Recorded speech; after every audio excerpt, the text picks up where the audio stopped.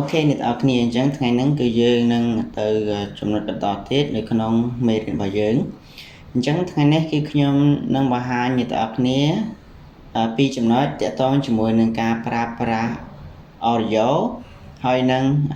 text បាទអញ្ចឹង audio សំឡេងហើយនឹង text អូខេអញ្ចឹងដើម្បី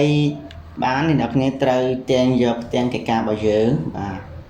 យើងទាញបានអ្នកនរគ្នាត្រូវចូលទៅក្នុង import បាទអញ្ចឹងខ្ញុំទៅយកផ្ទាំងកិច្ចការដែលខ្ញុំត្រូវធ្វើថ្ងៃហ្នឹងអញ្ចឹងខ្ញុំយកមកដាក់មកអូខេតំទៀតខ្ញុំទាញមកដាក់នៅខាងក្នុងអញ្ចឹងគឺ add to track ណា add to track អញ្ចឹងសំឡេងខាងក្រោមនេះខ្ញុំ delete ចេញបាទ add to trackអូខេអញ្ចឹងនេះគឺជាវីដេអូដែលខ្ញុំយកមកដាក់អូខេនៅពេលដែលអ្នកទាំងអស់គ្នា import បានហើយយើងចង់ដាក់សំឡេងបាទអញ្ចឹងចង់ដាក់សំឡេងមក audio ហ្នឹងអ្នកទាំងអស់គ្នាមើលនៅផ្នែកខាងនេះបាទនៅក្នុង media បាទនៅចុច media ហ្នឹងអ្នកគ្នាឃើញហើយ audio អញ្ចឹងចុចលើហ្នឹងគឺ load ឲ្យបាទនេះកន្លែង search song or artist អ្នកគ្នាអាចធ្វើការ search នៅកន្លែងហ្នឹងបានហើយនេះគឺមាន block ច្រើនអ្នកគ្នាមាន music មាន beat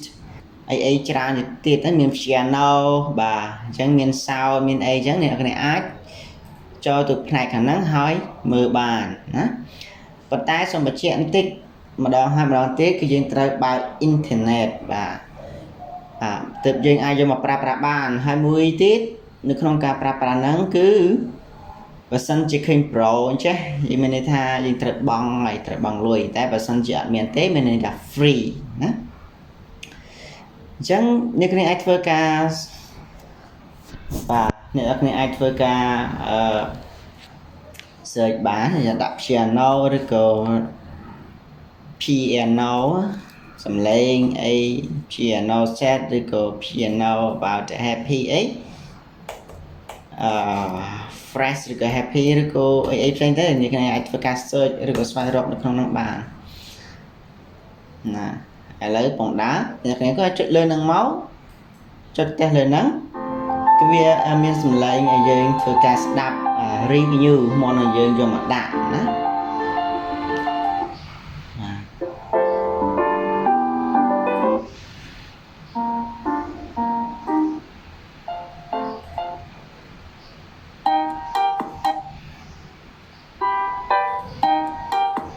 អូខេអញ្ចឹងខ្ញុំយកមួយនេះបាទ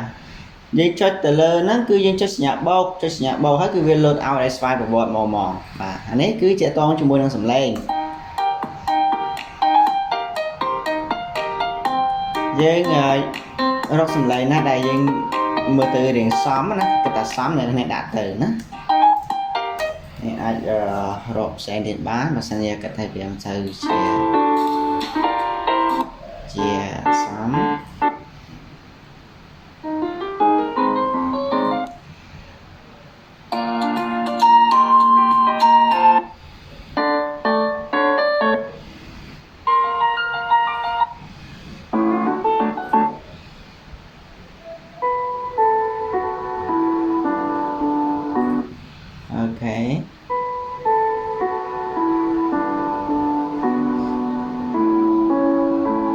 អូខេខ្ញុំយកមួយហ្នឹងទៅ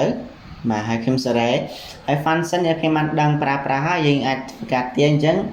នៅផ្នែកកន្លែងនេះអ្នកខ្ញុំអាចធ្វើការបើកបានសម្រាប់ក្នុងការប្រើប្រាស់អញ្ចឹងណាបញ្ហាទេអញ្ចឹងខ្ញុំទាញនៅកន្លែងនេះគឺសញ្ញានេះហ៎អញ្ចឹងយើងចុចកន្លែងបាទ delete right គឺ W ដើម្បីលុបទៅតាមរយៈពេលហើយនៅពេលដែលមកដល់កន្លែងហ្នឹង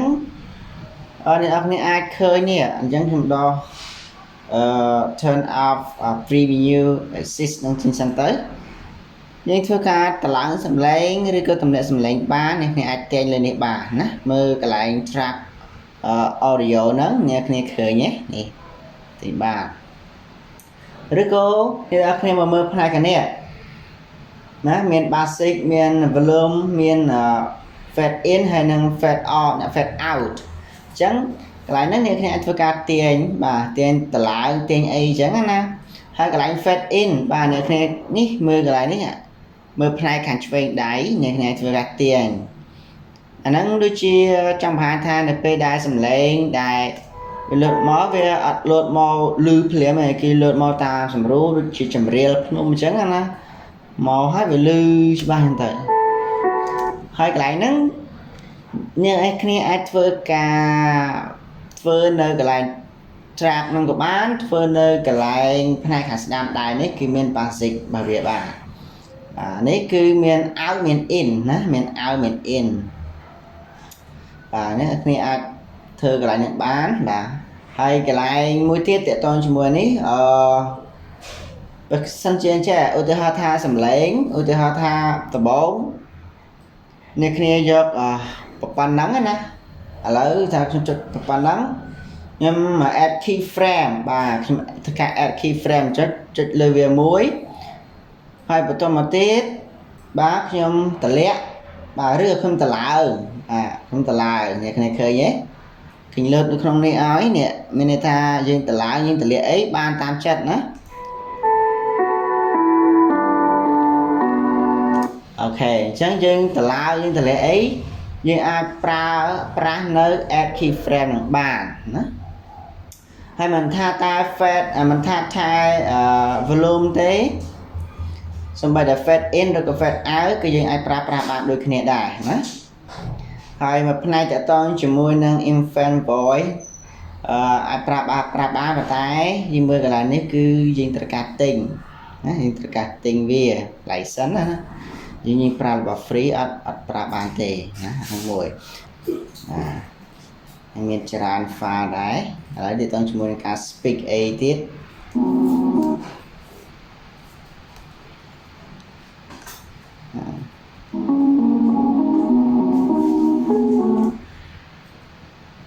បាទហ្នឹងគឺល្បឿនណាយើងក៏ថាល្បឿនណា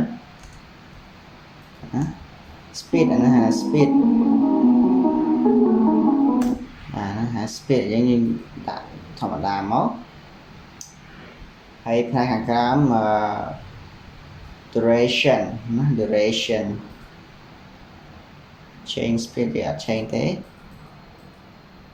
នេះកណាតតងកន្លែង speed ក៏តតងជាមួយ duration ដែរគឺវារយៈពេលហើយនឹងល្បឿនវាដូចគ្នាទេពីហ្នឹងណាអញ្ចឹងកន្លែងហ្នឹងអ្នកគ្នាអាចធ្វើការទាញយកaudio ណាមួយមកដាក់ហើយធ្វើការ edit បាទឬក៏ធ្វើការកែបសំឡេងឬក៏ទៅលើកដាក់សំឡេងនៅផ្នែកខាងនេះបានណានេះគឺជាតកតងជាមួយនឹង audio ហើយបើសិនជាយើងចង់ឧទាហរណ៍ថាខ្ញុំធ្វើការ record ហើយខ្ញុំធ្វើការកាត់សំឡេងរបស់ខ្ញុំឧទាហរណ៍ថាបាយ record คลิกនៅយើងទៅកន្លែងនេះមកកន្លែង voice over បើថាខ្ញុំទៅហ្នឹងមកអូខេសួស្តីអ្នកគ្នាអញ្ចឹងថ្ងៃហ្នឹងគឺយើងនឹងទៅចំណុចបន្តទៀតអំពីការប្រើប្រាស់ audio ហើយនឹង text នៅក្នុងកម្មវិធី CapCut បាទខ្ញុំបប៉ុណ្ណឹងទៅហើយខ្ញុំលុបវិញណាហើយមើលសំឡេងនេះមើលកាត់តាមសំឡេងអូខេសួស្តីអ្នកគ្នាអញ្ចឹងថ្ងៃហ្នឹងគឺយើងនឹងទៅចំណុចបន្តទៀតអំពីការប្រើប្រាស់ audio ហើយនឹង text អូខេនេះគឺជាសំឡេងដែលខ្ញុំ record អំបញ្ញមិញឥឡូវខ្ញុំនឹងឧទាហរណ៍ថាខ្ញុំចង់បន្ថែមល្បឿនសំឡេងឬក៏លើកសំឡេងវាឲ្យលឺបាទយើងដាក់ volume កម្លាំងសំឡេងឲ្យលឺអញ្ចឹងណាអញ្ចឹងអ្នកអាចធ្វើការទាញលើ track ហ្នឹងក៏បានដែរនេះអូខេសួស្តីអ្នកគ្នាអញ្ចឹងថ្ងៃហ្នឹងគឺយើងនឹងឬក៏យើងចង់បន្ថយតិចមកកុំឲ្យវាខ្លាំងពេកទៅចំណុចបន្តទៀតបាទអញ្ចឹងអ្នកគ្នាអាចធ្វើការ fade in បាទឬក៏ fade out ដើម្បីយើងកុំឲ្យថាចូលទៅវាលឺសំឡេងខ្លាំងពេកអូខេសួស្តីអ្នកបាទហើយតើតើជាមួយនឹងណា voice changer អ្នកគ្នាធ្វើការដូរបានតាអូខេសួស្តីអ្នកគ្នាអញ្ចឹងថ្ងៃហ្នឹងគឺយើងនឹងទៅចំណុចបន្តទៀតអូខេសួស្តីអ្នកគ្នាអញ្ចឹងថ្ងៃហ្នឹងគឺយើងនឹងទៅចំណុចបន្តអូខេសួស្តីអ្នកគ្នាអញ្ចឹងថ្ងៃហ្នឹងគឺយើងនឹង អូខេសូមស្ដីអ្នកនេះចឹងថ្ងៃនេះគឺយើងនឹងចំណុចបន្តទៀតបាទអញ្ចឹងអ្នកគ្នាអាចធ្វើការបដូរសំឡេងចឹងបានអូខេសូមស្ដីអ្នកគ្នាអញ្ចឹងថ្ងៃនេះគឺយើងនឹងទៅចំណុចបន្តទៀតអំពីការអូខេសួស្តីអ្នកគ្នាអញ្ចឹងថ្ងៃនេះគឺយើងនឹងទៅចំណុចបន្តទៀតអំពីការប្រើប្រាស់យកហើយនឹង Type ក្នុងកម្មវិធី CapCut បាទអញ្ចឹងនៅកន្លែងហ្នឹងគឺជាចំណុចពិសេសមួយដែលយើងអាចធ្វើការ